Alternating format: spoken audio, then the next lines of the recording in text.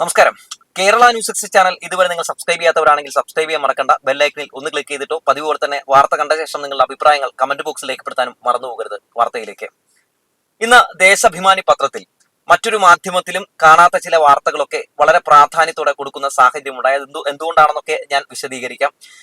മുഹമ്മദ് ഷർഷാദ് എന്ന് പറയുന്ന ഒരു ഗജരാജ ഫ്രോഡിന്റെ ആരോപണം ഉയർത്തിപ്പിടിച്ചുകൊണ്ട് നമ്മുടെ വലതുപക്ഷ മാധ്യമങ്ങൾ ഇടതുപക്ഷത്തെ കടന്നാക്രമിക്കാൻ, ഗോവിന്ദൻ മാഷിനെ കടന്നാക്രമിക്കാൻ ഒക്കെ നടത്തിയ നീക്കങ്ങളൊക്കെ നമ്മൾ കണ്ടതാണ്. പിന്നീട് മുഹമ്മദ് ഷർഷാദിന്റെ മുൻ ഭാര്യ റത്തീന രംഗത്തേക്ക് വന്ന് ഇയാളൊരു ഗജരാജ ഫ്രോഡാണെന്നും കുടുംബ വഴക്കുമായി ബന്ധപ്പെട്ടുകൊണ്ട് ഇയാൾ തന്നെ ആക്രമിക്കാൻ വേണ്ടി പാർട്ടി ഇതിലേക്ക് വലിച്ചെടുക്കുകയാണ് എന്നുള്ള വസ്തുതകളൊക്കെ തുറന്നു പറയുന്ന സാഹചര്യമൊക്കെ നമ്മൾ കണ്ടതാണ്. അങ്ങനെ മുഹമ്മദ് ഷർഷാദിന്റെ കട്ടയും പടമൊക്കെ മടങ്ങി പൂട്ടി എന്ന് കണ്ടപ്പോൾ, മാധ്യമങ്ങൾക്കും അത് വലിയ പണിയായി മാറും എന്ന് കണ്ടപ്പോൾ മാധ്യമങ്ങളും പതിയെ ആ വാർത്ത ഒരു മൂലയിലേക്ക് ഒതുക്കുന്ന കാഴ്ചയൊക്കെ നമ്മൾ ഇന്നലെ കണ്ടു.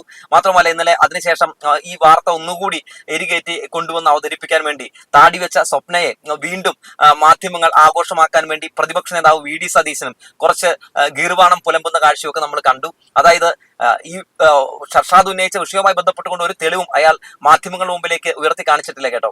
അപ്പോ ആ വിഷയത്തിൽ പ്രതിപക്ഷ നേതാവ് വി.ഡി. സതീശന്റെ കയ്യിൽ എന്തോ രേഖ തെളിവുണ്ടെന്ന മട്ടിൽ മാധ്യമപ്രവർത്തകരുടെ മുമ്പിൽ വന്ന് ഷർഷാദിന്റെ ശബ്ദത്തിൽ സംസാരിക്കുന്ന കാഴ്ചയൊക്കെ നമ്മൾ കണ്ടു. ശേഷം മാധ്യമപ്രവർത്തകർ ഇത് കുടുംബ വഴക്കുമായി ബന്ധപ്പെട്ട് ഉടലെടുത്ത വിഷയമാണെന്ന് മുൻ ഭാര്യ റത്തീന പറയുന്നത് കേട്ടല്ലോ, പിന്നെ എന്തിനാണ് ഇങ്ങനെ പ്രതിപക്ഷ നേതാവ് ആക്ഷേപം ഉന്നയിക്കുന്നത്, എന്ത് തെളിവിന്റെ അടിസ്ഥാനത്തിലാണെന്നൊക്കെ ചോദിക്കുന്ന കാഴ്ചയൊക്കെ നമ്മൾ കണ്ടു. ശേഷം മാധ്യമപ്രവർത്തകരുടെ മുമ്പിൽ ഉത്തരം നൽകാൻ കഴിയാതെ വന്നപ്പോൾ വി.ഡി. സതീശൻ പതിവ് പോലെ തന്നെ മാധ്യമങ്ങളെ ആക്ഷേപിച്ചുകൊണ്ട് പോകുന്ന കാഴ്ചയൊക്കെ നമ്മൾ കണ്ടു.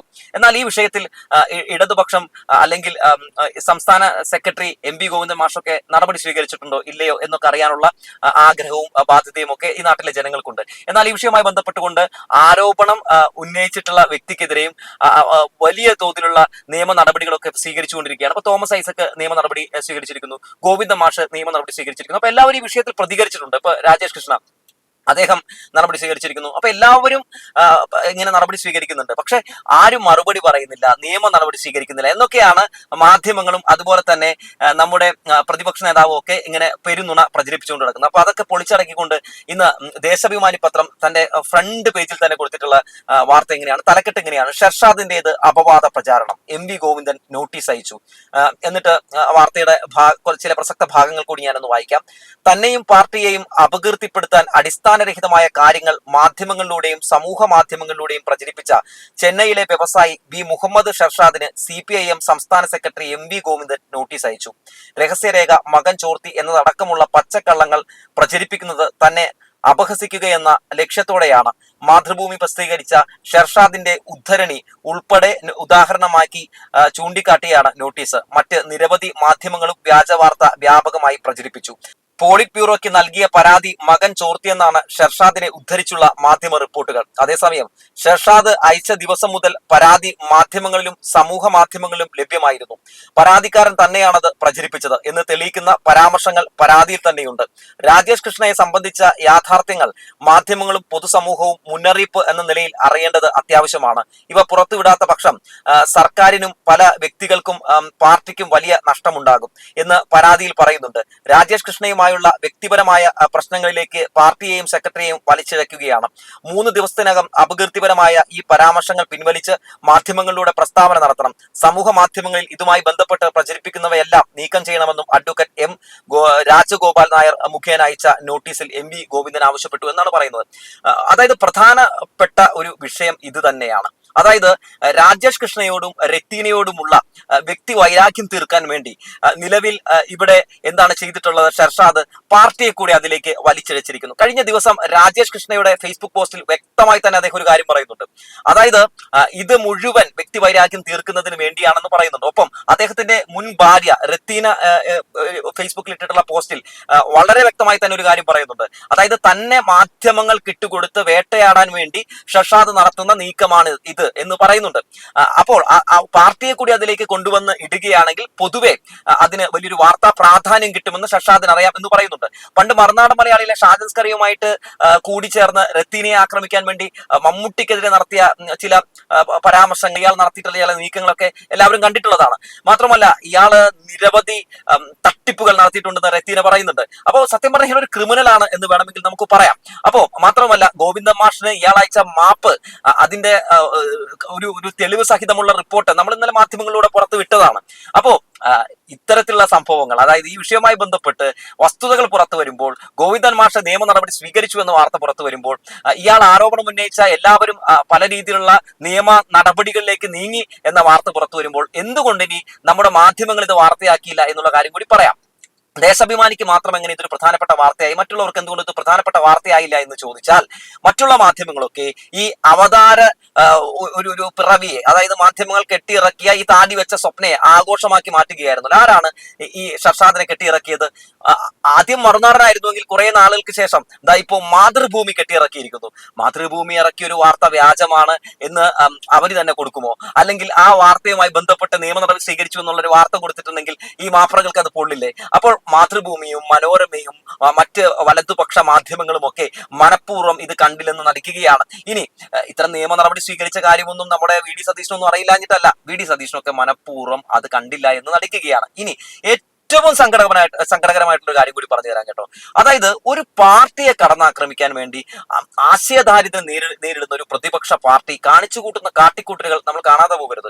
അതായത് ഒരു കുടുംബത്തെ വരെ കടന്നാക്രമിക്കുന്നു. ഗോവിന്ദ മാഷിനെതിരെ മാത്രമാണോ, അദ്ദേഹത്തിന്റെ മകനെ വരെ കടന്നാക്രമിക്കുന്നു. അതായത് ഒരാളെ, ഒരു രാഷ്ട്രീയ പാർട്ടിയെ തകർക്കാൻ വേണ്ടി ആ രാഷ്ട്രീയ പാർട്ടി നേതാവിന്റെ കുടുംബത്തെ വരെ ഒരു വിഷയത്തിലേക്ക് വലിച്ചിഴച്ചുകൊണ്ട് കാണിച്ചു കൂട്ടുന്ന കാട്ടിക്കൂട്ട്, പേക്കൂത്ത്, അതിനെ രാഷ്ട്രീയമെന്ന് നമുക്ക് വിളിക്കാൻ പോലും പറ്റില്ല. പണ്ട് മാത്യു കുഴൽനാടനൊക്കെ മാസപ്പടി എന്ന് പറഞ്ഞ് മുഖ്യമന്ത്രി പിണറായി വിജയന്റെ മകൾക്കെതിരെ നടത്തിയ ആരോപണങ്ങളൊക്കെ എല്ലാവർക്കും ഓർമ്മയുണ്ടല്ലോ. ശേഷം എന്താണ് കോടതി ആ വിഷയത്തിൽ ഒരു ഉത്തരവ് പറഞ്ഞ, അല്ലെങ്കിൽ കോടതി എന്താണ് ആ വിഷയത്തിൽ മാത്യു കുഴൽനാടനോട് പറഞ്ഞത്? താങ്കൾ ഉന്നയിച്ച വിഷയവുമായി ബന്ധപ്പെട്ട് യാതൊരു തെളിവുമില്ല എന്ന് പറഞ്ഞ് അവസാനം അത് വലിച്ചെറിഞ്ഞ് കളയുന്ന സാഹചര്യമൊക്കെ നമ്മൾ കണ്ടു അല്ലെ. അപ്പോ പൊതുവെ ഇടതുപക്ഷത്തെ കടന്നാക്രമിക്കാൻ വേണ്ടി വളരെ മോശമായിട്ടുള്ള രാഷ്ട്രീയ പ്രവർത്തനം വി ഡി സതീശനെ പോലുള്ളവർ നടത്തുന്നു എന്നതൊരു വളരെ സങ്കടകരമായിട്ടുള്ള ഒരു കാര്യമാണ്. നിങ്ങൾക്ക് ആരോപണങ്ങൾ ഉന്നയിക്കാം, തെളിവുകൾ വെച്ചുള്ളതാകണം. ഇതുവരെ സതീശനൊക്കെ ഉന്നയിച്ചിട്ടുള്ള ഏതെങ്കിലും ഒരു ആരോപണത്തിൽ തെളിവുണ്ടായിരുന്നു? നമ്മുടെ മാധ്യമങ്ങൾ ഇടതുപക്ഷത്തിനെതിരെ ഉന്നയിച്ച ഏതെങ്കിലും ഒരു ആരോപണത്തിൽ തെളിവുണ്ടായിരുന്നു? ഒന്നും തന്നെ ഉണ്ടായിട്ടില്ല. എന്തായാലും ദേശാഭിമാനി വളരെ പ്രാധാന്യത്തോടെ തന്നെ ഈ വാർത്ത റിപ്പോർട്ട് ചെയ്തിട്ടുണ്ട്. അതുപോലെ തന്നെ ദേശാഭിമാനി മറ്റൊരു വാർത്ത കൂടി ഇതിൽ കൊടുത്തിട്ടുണ്ട്. അത് വേറൊന്നുമല്ല, മാധ്യമ വേട്ടയുമായി വീണ്ടും BJP. അതായത് സിദ്ധാർത്ഥ് വരദരാജനും കരൺ ഥാപ്പറിനുമെതിരെ രാജ്യദ്രോഹ കുറ്റം ചുമത്തിയിട്ടുള്ള BJP സർക്കാരിനെതിരെയുള്ള വാർത്തയാണ്. ഇവിടെ നമ്മളൊരു കാര്യം കൂടി മനസ്സിലാക്കേണ്ടത്, അതായത് ഇവിടെ ഏതെങ്കിലും രീതിയിലുള്ള മാധ്യമ പ്രവർത്തകർക്കെതിരെ എന്തെങ്കിലുമൊക്കെ ആരെങ്കിലും സംസാരിച്ചാൽ, കടക്ക് പുറത്ത് എന്ന് പറഞ്ഞാൽ അതിന്റെ പേര് അന്തിച്ചർച്ച നടത്തുന്ന നമ്മുടെ മാധ്യമങ്ങൾ രണ്ട് മാധ്യമ പ്രവർത്തകർക്കെതിരെ രാജ്യദ്രോഹ കുറ്റം ചുമത്തുമ്പോൾ ഇവിടെ ആരും ഒരു പ്രസ് റിലീസ് ഇറക്കുന്നില്ല. ഇവിടെ അതുമായി ബന്ധപ്പെട്ട ഒരു മാധ്യമ സംഘടനയും ഒരു തെരുവിലും പ്രതിഷേധവുമായി രംഗത്തേക്ക് ഇറങ്ങുന്നില്ല. കാരണം എന്താണെന്ന് ചോദിച്ചാൽ BJPക്കെതിരെ നാക്ക് ഒന്ന് ഉയർത്താൻ, അല്ലെങ്കിൽ അവർക്കെതിരെ ഒരു പ്രതിഷേധം ഉയർത്താൻ ഇവരുടെ മുട്ട് വിറയ്ക്കും എന്നുള്ളതാണ്. എന്തായാലും ദേശാഭിമാനി ഫ്രണ്ട് പേജിൽ വലിയൊരു ഭാഗം തന്നെ ഈ വാർത്തയ്ക്ക് വേണ്ടി കൊടുത്തിരിക്കുന്നു. എന്തായാലും അതിലെ കുറച്ച് ഭാഗങ്ങൾ ഞാനത് വായിക്കാം. വാർത്തയുടെ മുതിർന്ന മാധ്യമ പ്രവർത്തകരായിട്ടുള്ള സിദ്ധാർത്ഥ് വരദരാജനും കരൺ ഥാപ്പർക്കുമെതിരെ രാജ്യദ്രോഹ കുറ്റം ചുമത്തി അസമിലെ BJP സർക്കാർ. ഓഗസ്റ്റ് 22-ന് ഗുവാഹത്തിയിലെ ക്രൈംബ്രാഞ്ച് ഓഫീസിൽ ഹാജരാകാൻ ഇരുവർക്കും പോലീസ് സമൻസ് അയച്ചു. കുറ്റകൃത്യം എന്താണെന്നോ വിശദാംശങ്ങളോ FIR-ന്റെ പകർപ്പോ നൽകിയിട്ടില്ല. ചോദ്യം ചെയ്യാൻ വ്യക്തമായ കാരണങ്ങളുണ്ടെന്നും ഹാജരാകാതിരുന്നാൽ അറസ്റ്റ് ചെയ്യുമെന്ന് മാത്രമാണ് സമൻസിലൂടെ പറഞ്ഞിട്ടുള്ളത്.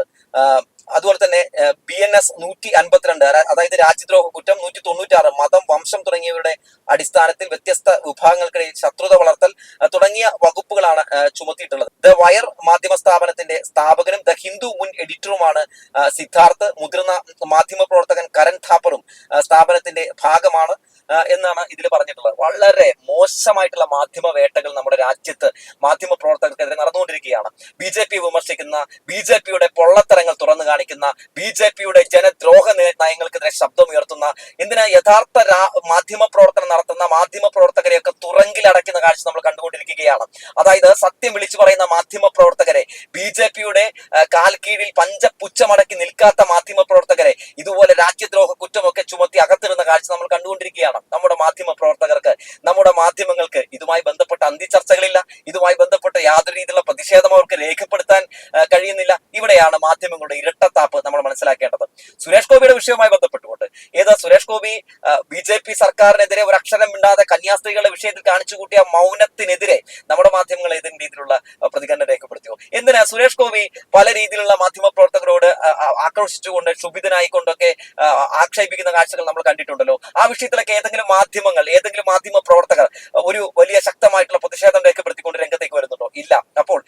അപ്പൊ നമുക്ക് ഇവിടെ കാണാൻ സാധിക്കുന്നത് മാധ്യമ പ്രവർത്തനത്തിന്റെ വ്യത്യസ്തമായിട്ടുള്ള വിധേയത്വമാണ്. ആ വിധേയത്വത്തിൽ നിന്നൊക്കെ പുറത്തു വരണമെന്ന് പറഞ്ഞു വെക്കുകയാണ് ഈ മാതൃഭൂമിയും അതുപോലെ തന്നെ മനോരമയും അതുപോലെ തന്നെ മറ്റുള്ള ചാനലുകളും ഒക്കെ ഇത്തരം മാധ്യമ പ്രവർത്തകർ വേട്ടയാടുമ്പോഴും ശുഷ്കാന്തിയോടെ, ഇതൊക്കെ ഫാക്ട് വെച്ചുള്ള വാർത്തയാണല്ലോ, അത്തരം ഫാക്ട് വെച്ചുള്ള വാർത്തകൾ വെച്ചുമൊക്കെ അന്തിച്ചർച്ച ചെയ്യാൻ തയ്യാറാകണമെന്ന് പറഞ്ഞു വെക്കുകയാണ്. ദ വയറിനെതിരെയും അതുപോലെ തന്നെ ദ ഹിന്ദുവിനെതിരെയും ഒക്കെ എന്തുകൊണ്ട് നമ്മുടെ BJP ഇത്തരത്തിലുള്ള വേട്ടയാടലുകൾ നടത്തുന്നു എന്ന് ചോദിച്ചാൽ, ദ വയറും അതുപോലെ തന്നെ ദ ഹിന്ദുവും ഒക്കെ ഓരോ ദിവസവും പുറത്തുവിടുന്ന വാർത്തകൾ ഈ നാടിന്റെ ഈ രാജ്യത്തിന്റെ യഥാർത്ഥ അവസ്ഥകൾ തുറന്നു കാണിക്കുന്നതാണല്ലോ. അങ്ങനെയുള്ള മാധ്യമ പ്രവർത്തകരും മാധ്യമ സ്ഥാപനങ്ങളും ഉണ്ടെങ്കിൽ ഈ കച്ചവടം മുന്നോട്ട് പോവുകയില്ലല്ലോ. അതുകൊണ്ടാണെന്ന് പറഞ്ഞു വെച്ചുകൊണ്ട് എന്തായാലും മാധ്യമ പ്രവർത്തകർക്കെതിരെയുള്ള BJPയുടെ ഈ ഒരു വളരെ മോശമായിട്ടുള്ള മാധ്യമ വേട്ടയിൽ തീർത്തും മോശമായിട്ടുള്ള അവരുടെ ഈ ഒരു ക്രൂരതയിൽ അപലപിക്കുന്നു. ഇത് തീർത്തും അപലപനീയം എന്ന് പറയുന്നു. ഇത് വളരെ വളരെ മോശമായിട്ടുള്ള ഒന്നാണ് എന്ന് പറഞ്ഞു വെച്ചുകൊണ്ട് നിർത്തുകയാണ്.